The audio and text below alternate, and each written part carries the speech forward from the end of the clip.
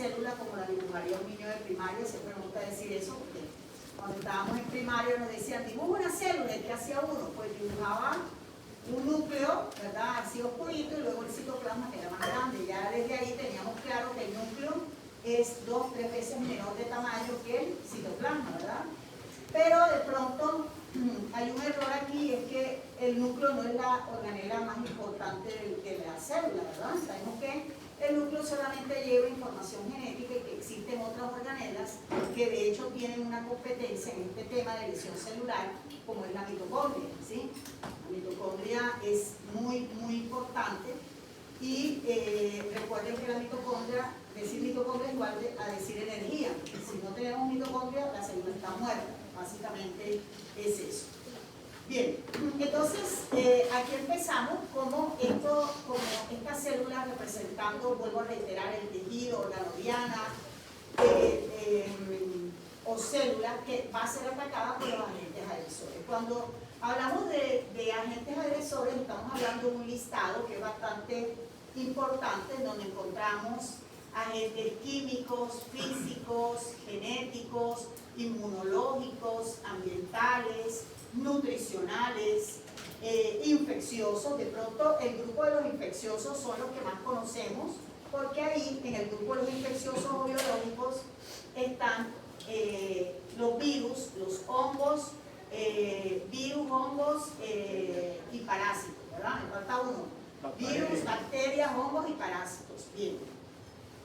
Entonces, ese sería ese listado del que les estoy hablando, pero en ese listado hay dos agentes agresores que son los más importantes, como es la isquemia y la hipoxia.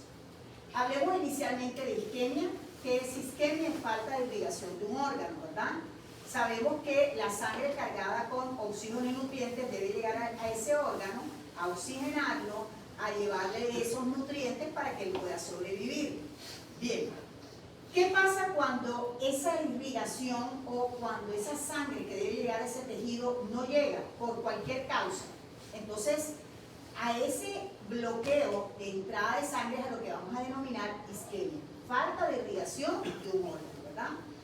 Y luego tenemos la hipoxia, el prefijo hipo, ¿qué quiere decir? Bajo aporte de oxígeno. Y esto es lo que pasa cuando inicialmente se da un evento isquémico. Entonces, fíjense que podemos hablar de dos premisas importantes, y es que siempre que tenemos isquemia, en forma secundaria, ¿verdad? Vamos a tener hipoxia.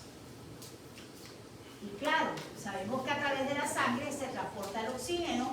Si no hay paso de sangre, por supuesto no va a haber oxígeno. Pero no siempre que tengamos hipoxia es secundario a una isquemia. ¿Sí queda claro esto? Les voy a citar dos ejemplos de eventos hipóxicos sin isquemia.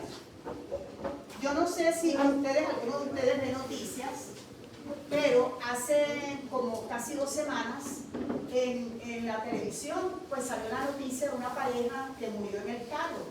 Estaban sentados en el carro, ¿sí? Con el carro encendido, y pues nos encontraron muertos a los dos.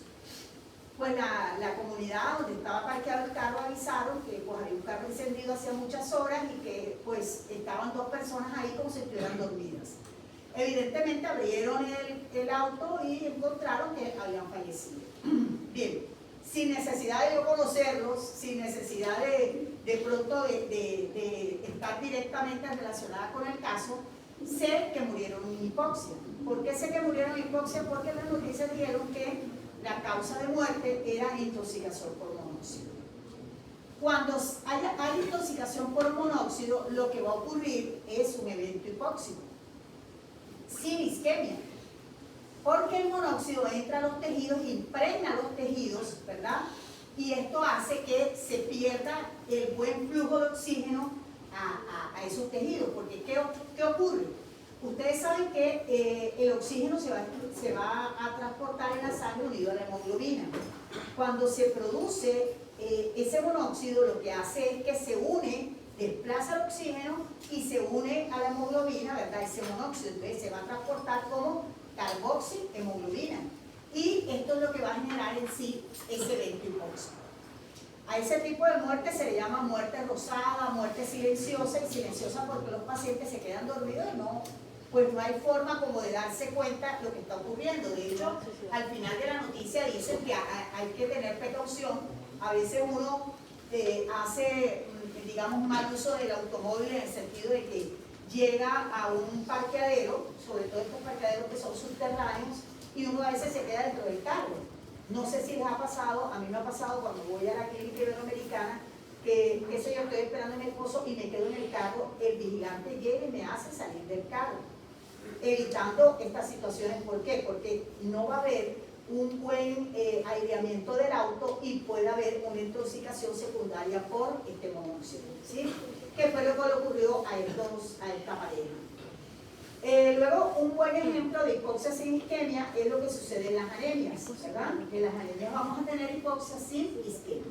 Entonces, estas dos premisas son muy importantes, que siempre que tenga isquemia en forma secundaria voy a tener hipoxia, pero no siempre que tenga hipoxia será secundaria en isquemia. Bueno, la célula puede ser atacada por los agentes agresores y el primer camino que toma la célula es el camino de la adaptación. ¿Qué quiere decir adaptarse? Quiere decir acomodarse a la nueva situación de estrés. A la nueva situación, nena, te tengo que mandar, yo te había mandado el otro correo de las listas, no, igual esta Viviana lo cambió, ahora que termine te lo envío.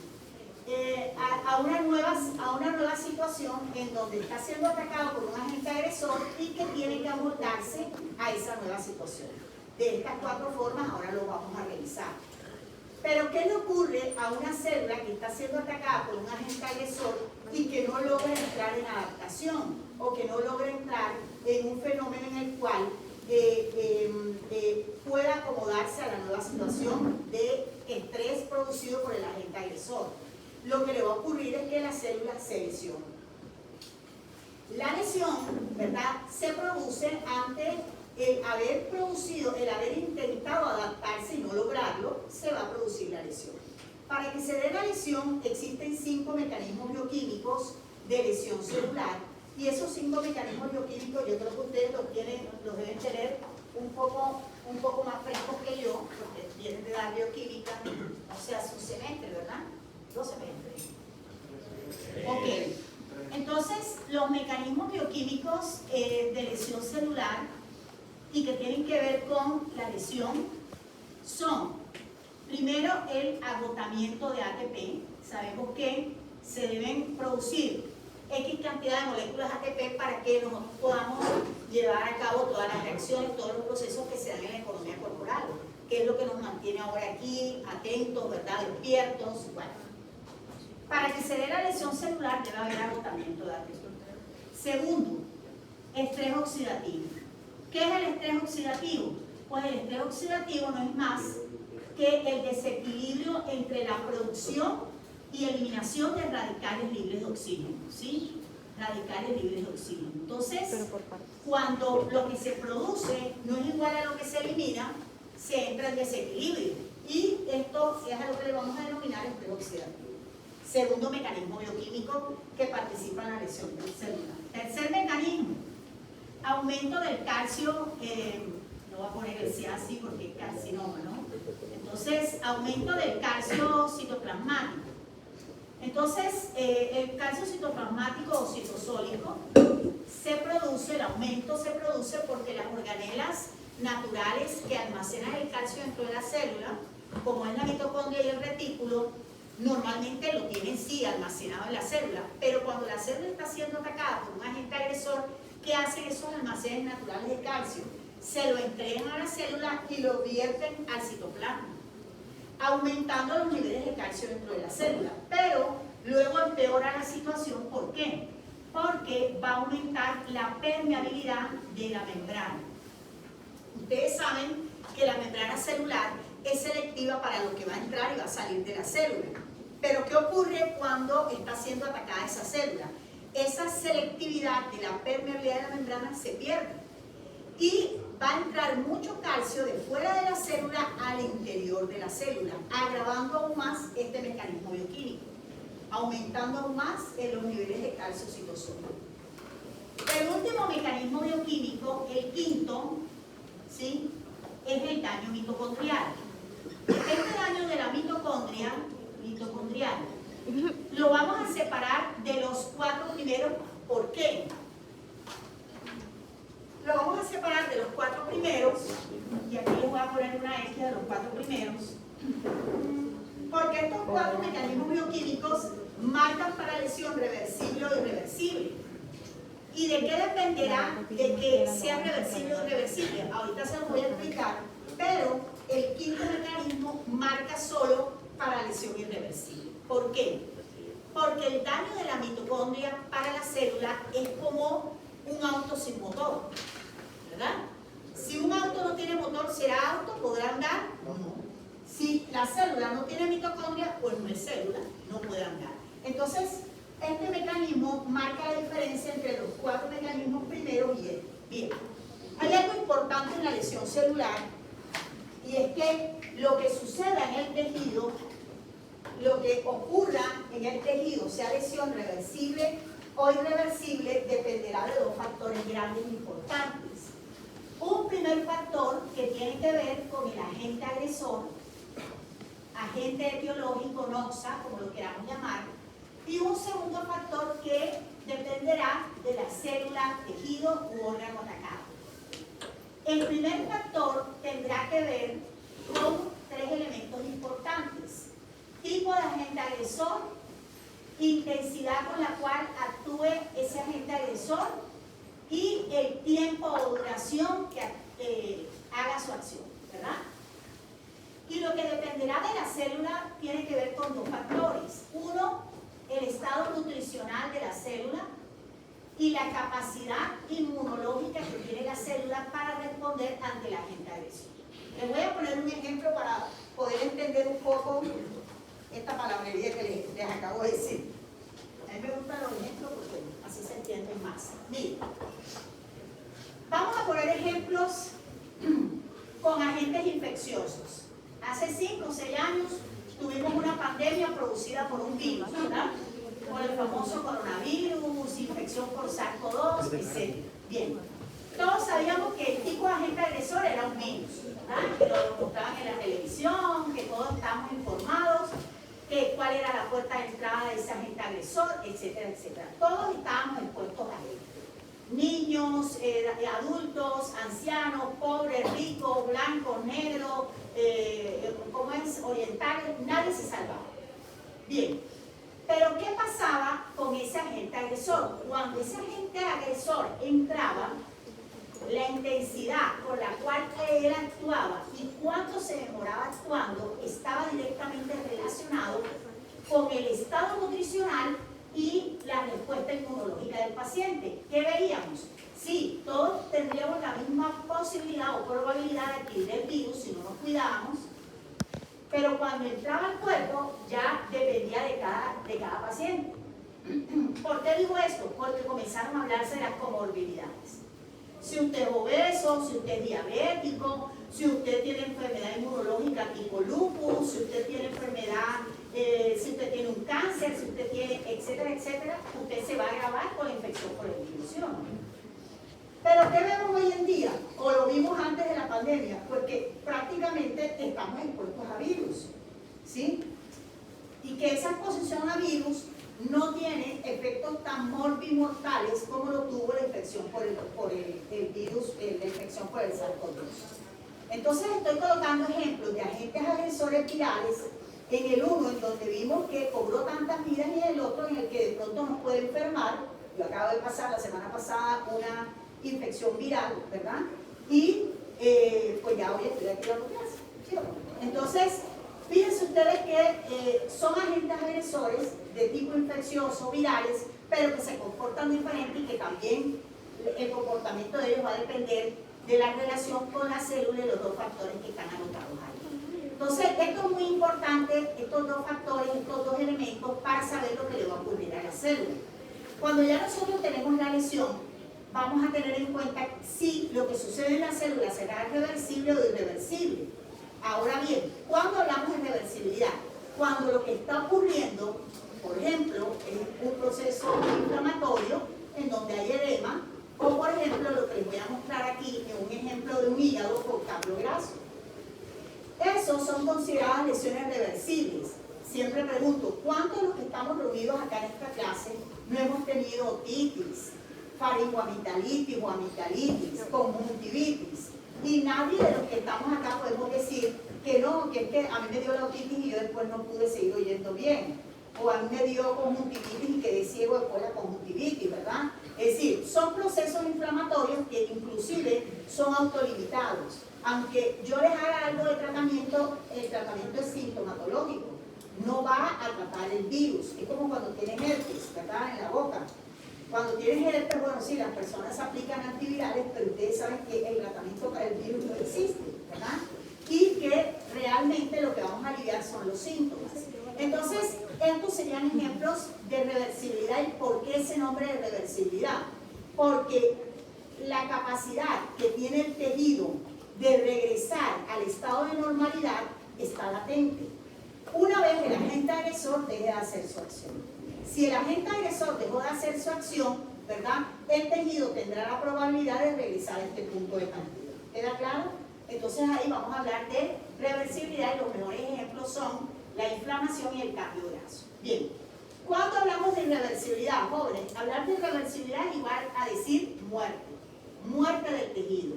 Y siempre pues me gusta decir que de la muerte nada más nuestro Señor Jesucristo, ¿verdad? De resto ningún humano ha regresado de la muerte. En patología vamos a hablar de dos representaciones de muerte, que es necrosis y apoptosis. Hacemos un paralelo entre las dos. La necrosis afecta tejido, la apoptosis célula. La literatura, si ustedes revisan, va a comparar la necrosis con un homicidio. ¿Por qué? Porque es producida por un agente agresor. Entonces dice que es un homicidio, lo compara con el homicidio. Mientras que la apoptosis lo compara con un suicidio. ¿Por qué? Porque aquí la célula cuando nace está programada para autodestruirse en X tiempo. Entonces, por eso la comparación con homicidio y suicidio. La necrosis es producida por un agente agresor, la apoptosis está programada a la muerte de la célula. La necrosis, dijimos, afecta tejidos y genera una respuesta inflamatoria aguda. Y claro, no sé, ¿ustedes ya llegaron a ver inflamación? No. ¿Ya vieron inflamación? Ok. En inflamación, les tuvieron que haber explicado, ¿verdad?, que existen dos tipos de inflamación, aguda y crónica. Y que existe un tercer subtipo, crónica granulomatosa, ¿verdad? La aguda es la respuesta, ¿verdad?, que brinda mi tejido ante la acción de un agente agresor, tal cual lo hace el tejido necrótico. Se va a asociar a inflamación aguda, mientras que la apoptosis no lo hace. La necrosis tiene subtipos que ahora se los voy a mencionar, la apoptosis no lo tiene. La necrosis es considerado un evento patológico, está dentro del contexto de la anormalidad o la enfermedad, mientras que la apoptosis está dentro del contexto de,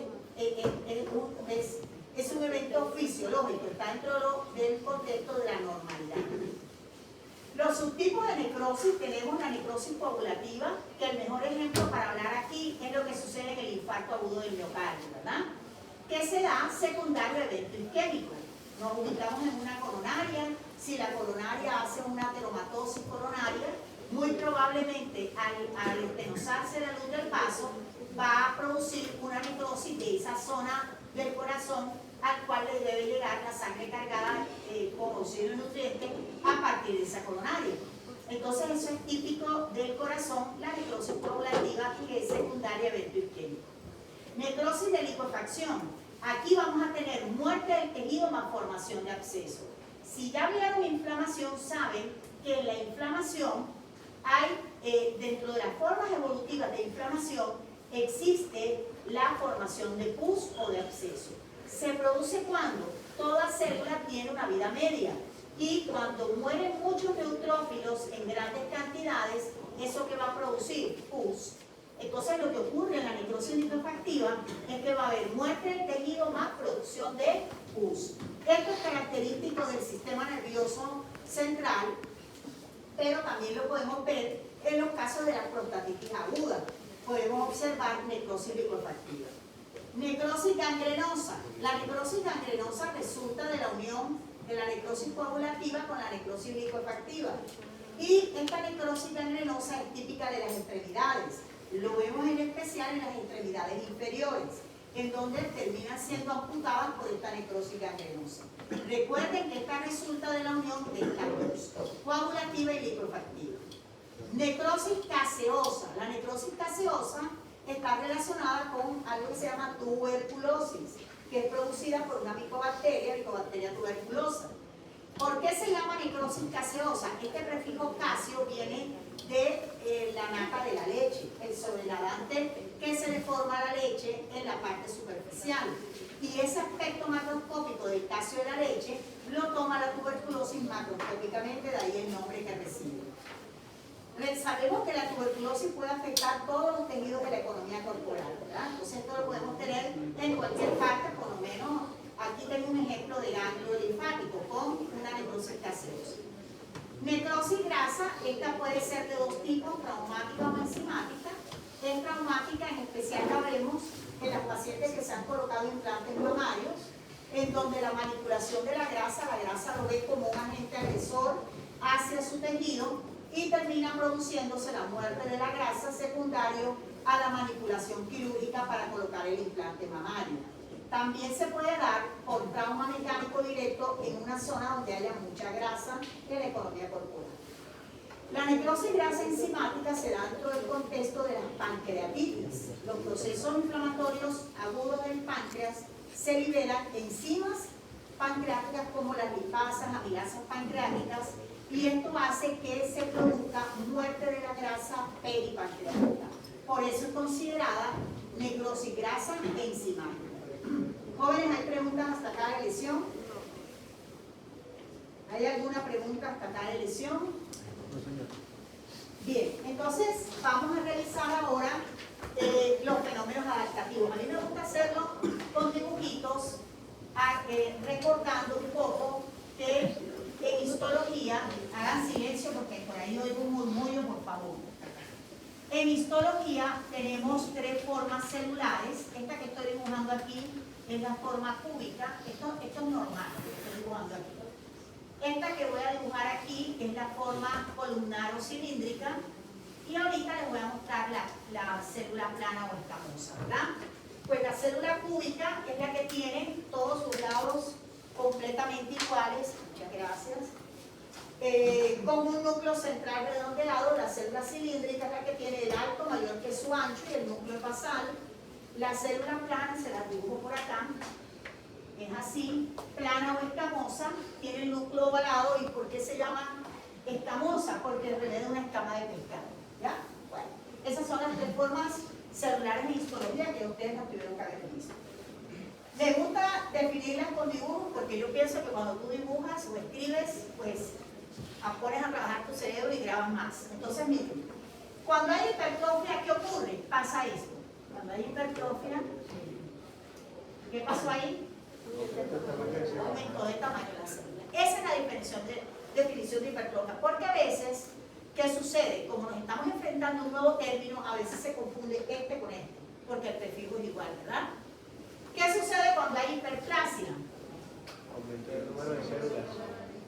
Aumenta el Número de células. ¿sí o no? Lo cual quiere decir que los órganos que hagan hiperplasia tendrán la capacidad de división celular. ¿Sí o no? Estos dos fenómenos a veces los podemos encontrar en algunos órganos y tienen un mismo fin. ¿Cuál es? Aumentar de tamaño el órgano. Lo que pasa es que los dos lo hacen por fenómenos, por vías diferentes. Esta a través del aumento del tamaño de la célula, esta a través del aumento en el número de sus células. ¿Qué pasa en la atrofia? Disminuye de tamaño. Y esto, por supuesto, lleva a la disminución del tamaño del órgano. En otras palabras, podemos decir que la atrofia es la antítesis de la hipertrofia, todo lo contrario. Bien. Hasta aquí, estos tres fenómenos pueden ser fisiológicos o patológicos. ¿Qué quiere decir esto? Fisiológicos, que están dentro del contexto de la normalidad, patológicos, que están dentro del contexto de una enfermedad. Ahorita les cito ejemplos. Metaplasia es solo patológica. No existe la metaplasia fisiológica. La metaplasia es solo patológica. ¿Y por qué no lo hice con células cúbicas? Porque la célula que más se metaplasia es la cilíndrica. Y se va a metaplasiar a escamosa. Si ustedes recuerdan la definición de metaplasia, ¿qué es? Es el cambio de una célula madura y adulta por otra célula madura y adulta, pero más resistente. ¿Resistente a quién? A la acción del agente agresor. Por eso cambia. La célula que más se metaplasia es la cilíndrica, pero no es la única. Yo puedo tener metaplasia de escamosa hacia cilíndrica. Esto también se da así, ¿ya? Se puede dar así. Bien. Vamos a citar ejemplos y comenzamos a ver las láminas. Entonces, miren. Primero les voy a citar ejemplos de órganos que de forma fisiológica pueden hacer hipertrofia e hiperplasia. Por ejemplo, hagan silencio, las mamas o el útero grávido. Las mamas de una mujer gestante. El útero de una mujer gestante o embarazada aumentan de tamaño utilizando los dos fenómenos adaptativos. Este ejemplo será fisiológico o patológico. Completamente normal. Muy bien. Ejemplo de hipertrofia patológica. Lo que sucede en el corazón. El aumento del tamaño del corazón, ¿verdad?, que se da dentro del contexto de un paciente con hipertensión arterial, termina desarrollando en el corazón una hipertrofia, ¿verdad?, que puede llevar con el tiempo inclusive a una insuficiencia cardíaca, ¿verdad? Una insuficiencia cardíaca porque la hipertrofia termina evolucionando hacia una dilatación, ¿verdad?, de las paredes del corazón. Bien, esa hipertrofia es completamente patológica o fisiológica. Patológica. Un ejemplo de hipertrofia fisiológica. Lo que sucede en los músculos de la persona que va todos los días al gimnasio. Yo siempre he mirado muchas personas que van al gimnasio, porque ir al gimnasio uno tiene que ser mentalmente muy constante, ¿verdad? Es decir, tienes que ser, la verdad yo admiro al que va al gimnasio, porque yo nunca he podido, he tratado, lo he intentado, pero no puedo. Digo que tienes que estar como muy conectado con eso. ¿Qué pasa con la persona que va al gimnasio? Si eres muy constante, ¿qué pasa con tus músculos? Aumentan de tamaño, ¿verdad? Por el aumento del trabajo. Hagan silencio. ¿Eso es fisiológico o patológico? Completamente fisiológico. Bien. Hiperplasia. Miren, lo que sucede en la próstata de los pacientes, por supuesto masculinos, cuando están por encima de 40 a 50 años de edad.